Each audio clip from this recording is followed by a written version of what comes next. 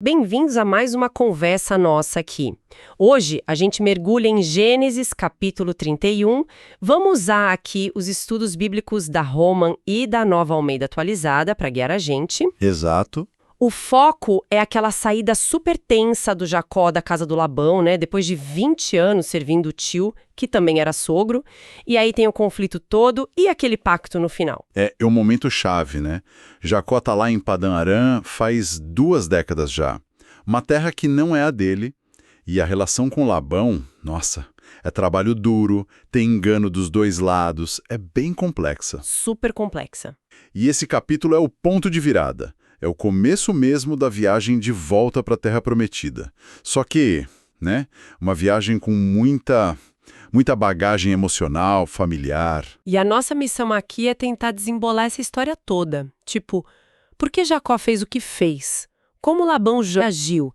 E Deus, qual o papel dele nisso tudo? E o que significou aquele acordo lá na montanha? Bom, vamos lá. O capítulo já começa com um clima tenso, né? Dá pra sentir. Sim, a tensão tá no ar. Jacó ouve ali os resmungos dos filhos de Labão, sabe? Falando, Jacó levou tudo que era do nosso pai, ficou rico às custas dele. E, ao mesmo tempo, ele nota a cara do Labão. Não tá mais a mesma coisa, né? Aquele tratamento cordial já era. E para completar, vem a ordem de Deus. Bem direta. Volta para a terra dos seus pais, da sua parentela, que eu vou estar com você. Foi a gota d'água, digamos assim. Ressentimento da família, mais o chamado divino, aí ele decide agir. Mas ele não vai sozinho, né? Ele chama as esposas, Raquel e Lia, para conversar no campo. E essa conversa, nossa, revela muita coisa. Muita coisa mesmo.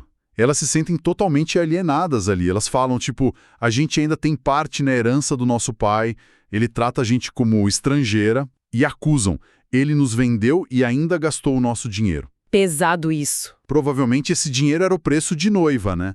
Algo que o Labão devia ter guardado para elas ou usado para benefício delas. Mas elas dizem que ele, consumiu tudo.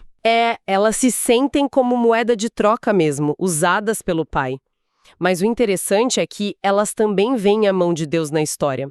Elas reconhecem que a riqueza do Jacó veio de Deus, apesar de todas as tramóias do Labão com o salário dele. Exatamente. Elas falam, toda essa riqueza que Deus tirou do nosso pai, na verdade, é nossa e dos nossos filhos.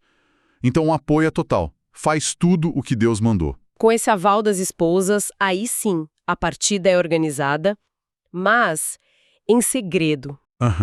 Jacó espera o Labão se afastar. Ele tinha ido tosquear as ovelhas, uma tarefa que o deixava longe por uns dias. Aí Jacó junta todo mundo, esposas, filhos, todos os bens, os rebanhos imensos, servos. Uma mudança completa. Uma caravana enorme. Atravessa o rio Eufrates e, pé na estrada, rumo a Gileade, lá na Transjordânia, para depois seguir para Canaã. Mas como a gente sabe, né, a história bíblica sempre tem uma reviravolta, e enquanto a casa está vazia, a Raquel, sem o Jacó saber, ela vai lá e furta os ídolos do pai, os terafins. Isso adiciona um suspense, um perigo extra ali na fuga. Exato. E esses terafins, olha, não eram só decoração, não. Eram tipo umas estatuetas da casa, talvez de ancestrais ou deuses protetores da família. Mas o ponto aqui, que talvez explique a atitude da Raquel, é que ter esses ídolos podia significar alguma coisa legalmente, sabe? Tipo o quê? Em algumas culturas daquela época e região, quem tinha os terafins podia ter direito à herança principal, talvez até a liderança da família depois que o pai morresse. Uau! Então não era só religioso. Podia ser uma jogada para garantir o futuro, talvez. Poder, faz sentido. Bom, e como era de se esperar, a fuga secreta não dura muito tempo, né? Que nada. 3 dias depois, alguém conta pro Labão. E a reação? Fúria total, perseguição na hora. Ele junta os parentes e vai atrás do Jacó. A caravana do Jacó era grande, lenta, né? Cheia de animais, gente. Imagina a lentidão. Depois de 7 dias forçando a marcha, Labão alcança Jacó. Lá nas montanhas de Gileade. O confronto era inevitável. Só que antes da briga começar, digamos assim, tem uma intervenção Deus entra na história de novo. Sim, e de forma bem direta. Deus aparece para o Labão num sonho. E o aviso é claro, olha, cuidado. Não fala com Jacó nem bem nem mal. É tipo uma ordem de restrição divina, né? Haha, boa. Não impede o encontro, mas limita muito o que o Labão podia fazer. Deus está claramente ali protegendo Jacó, mesmo com essa saída meio conturbada. Mesmo com o aviso divino, Labão chega cuspindo fogo. Ele vai pra cima do Jacó. O que é isso que você fez? Me enganou. Levou minhas filhas embora como se fossem prisioneiras de guerra. Ele reclama da fuga escondida, que nem pôde se despedir direito, fazer uma festa. É o orgulho ferido falando alto, né? A possessividade, essa coisa de prisioneiras de guerra pura retórica. Mas mostra como ele se sentiu desonrado. Perdeu o controle da situação. Ele até fala que podia fazer mal para o Jacó, mas admite. Só não faço porque o Deus do seu pai me avisou. Ah, então ele menciona o aviso. Menciona. Mostra que o sonho teve efeito. E aí ele chega no ponto que parece que tá doendo mais ainda. Talvez até mais que a fuga em si. E porque você roubou os meus deuses? Essa acusação vem com uma força diferente. Sem dúvida. Para Labão, isso era talvez o mais grave. Como a gente falou, podia envolver direito de herança, autoridade na família, era uma afronta pessoal, um golpe no status dele, no legado. Tinha poder e patrimônio envolvidos ali, além da religião. E o Jacob, que não sabia de nada, né? Ele fica indignado com essa acusação de roubo. Ele até admite que fugiu com medo do Labão pegar as filhas de volta à força, mas nega ter pego os ídolos. E aí, na certeza da inocência dele, ele comete um erro. Quase fatal. Pois é, ele fala assim, com quem o Senhor achar os seus deuses, essa pessoa não viverá. Pode procurar tudo na frente dos nossos parentes, o que for seu, pode levar. Ele basicamente sentencia o culpado à morte, sem saber que estava colocando a Raquel, a esposa preferida, na linha de fogo. Que tenso. E ele abre tudo para a revista, tenda por tenda. E aí a tensão chega no máximo. Labão começa a procurar, tenda do Jacó nada, tenda da Lia nada, das servas nada. Por último, ele entra na tenda da Raquel. E ela... ela estava preparada. A Raquel mostra uma astúcia, né? Talvez tenha aprendido com o próprio pai, quem sabe. Ela pegou os terafins, escondeu debaixo da sela do camelo e, sentou em cima. Esperta. E quando Labão chega para revistar ali perto, ela manda, meu senhor, não fique bravo que eu não posso me levantar na sua presença, que eu estou naqueles dias. O costume das mulheres, né? Hahaha, que ousadia. Ela usa a desculpa da menstruação. Culturalmente, isso a tornava impura, né? Impedia que um homem, ainda mais o pai, insistisse para ela levantar ou mexesse ali. Foi quase um cheque-mate cultural para o Labão naquela hora. Exato. Labão procura, remexe, mas nada. Não acha os ídolos escondidos ali, debaixo da Raquel. A busca fracassa. E nesse momento, o jogo vira. A raiva que o Jacó estava segurando explode. Ele ficou quieto enquanto era acusado. Mas agora que foi inocentado da acusação principal, ele parte para cima. Agora é a vez dele. Qual foi meu crime? Qual meu pecado para você vir atrás de mim com tanta fúria? Já revirou tudo que eu tenho. Achou alguma coisa sua aqui? Eu desabafo de 20 anos. Toda a frustração acumulada vem para fora. Ele começa a listar tudo. 20 anos eu trabalhei na sua casa. 14 pelas suas filhas. 6 pelo rebanho. E você mudou meu salário 10 vezes. 10 vezes. Ele lembra que ele mesmo cobria as perdas do rebanho, se um animal era atacado ou roubado, que trabalhou no calor do dia, no frio da noite, um serviço duro. E aqui tem um ponto interessante, uma mudança talvez na forma como o próprio Jacó se vê, né? Depois de 20 anos lidando com a esperteza do Labão, muitas vezes respondendo na mesma moeda, agora a defesa dele não é só sobre o esforço dele. Exato. Ele coloca Deus no centro da defesa. Ele atribui a sobrevivência dele, a prosperidade dele à intervenção divina. Isso. Ele fala claramente, se o Deus de meu pai, o Deus de Abraão, o temor de Isaac não estivesse comigo, você teria me mandado embora de mãos vazias. Deus viu o meu sofrimento, viu o trabalho das minhas mãos e repreendeu você ontem à noite. É forte isso. É uma afirmação teológica poderosa. Ele não está só se defendendo, ele está dizendo que as más intenções do Labão foram frustradas por Deus. Essa defesa forte, a falta de prova dos ídolos e a lembrança do aviso de Deus parece que desmontam Labão.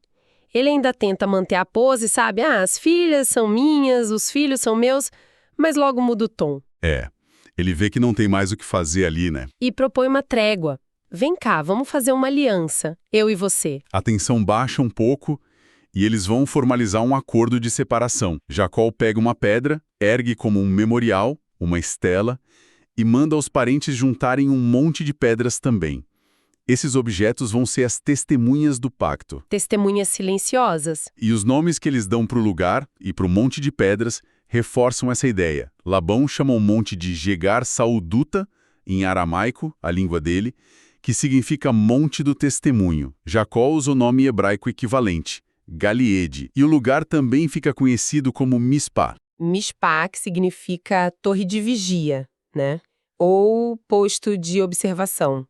E aquela frase famosa que vem daí: o Senhor vigia entre mim e você quando a gente estiver longe um do outro. Define bem o acordo, uma separação, mas com Deus de olho. E o pacto tem termos claros. Primeiro, Jacó não pode maltratar Lia e Raquel nem casar com outras mulheres além delas. É uma cláusula para proteger as filhas, vindo do Labão que antes parecia nem ligar muito. Curioso, né? Segundo, aquele monte de pedras e a coluna são uma fronteira. Nenhum dos dois pode passar dali para prejudicar o outro. É um pacto de não agressão, de limites territoriais. E eles chamam Deus como um juiz do acordo. Labão fala o Deus de Abraão e o Deus de Naor, talvez mencionando as linhagens diferentes. Mas o Jacó jura pelo temor de seu pai Isaque. Esse nome para Deus parece focar na aliança específica que a família dele tinha, né?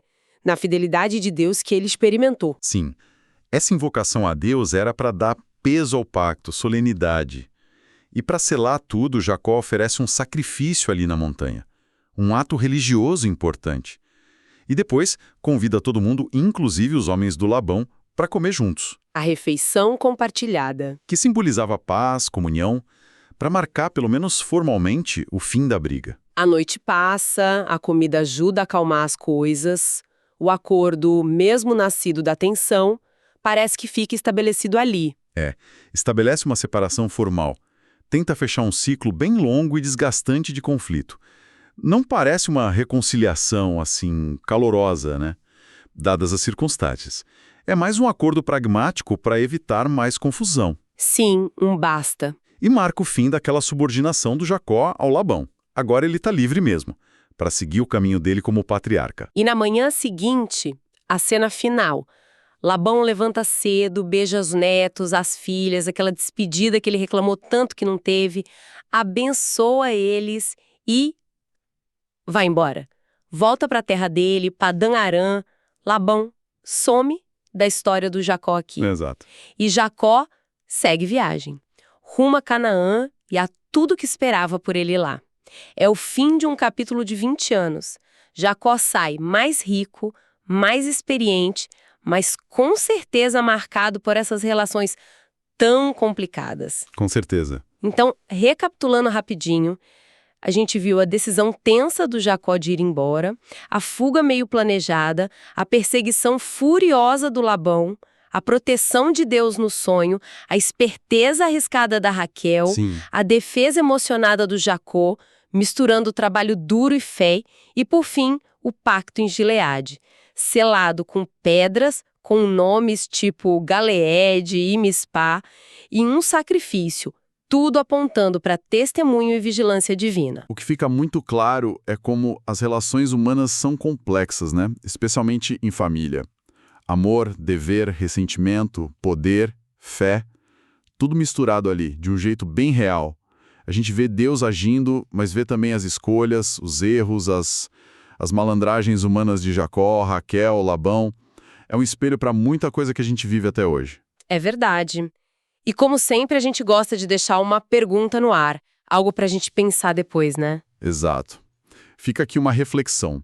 Como será que essa experiência toda, essa longa e amarga convivência com o engano do Labão, que culminou nesse confronto e na necessidade de um pacto formal para definir limites, como isso transformou Jacó?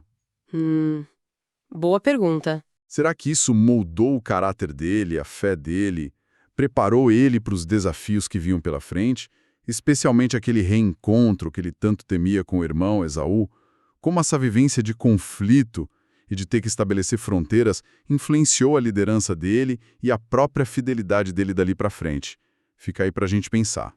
Será que isso moldou o caráter dele, a fé dele, preparou ele para os desafios que vinham pela frente, especialmente aquele reencontro que ele tanto temia com o irmão Esaú? Como essa vivência de conflito e de ter que estabelecer fronteiras influenciou a liderança dele e a própria fidelidade dele dali para frente? Fica aí para a gente pensar.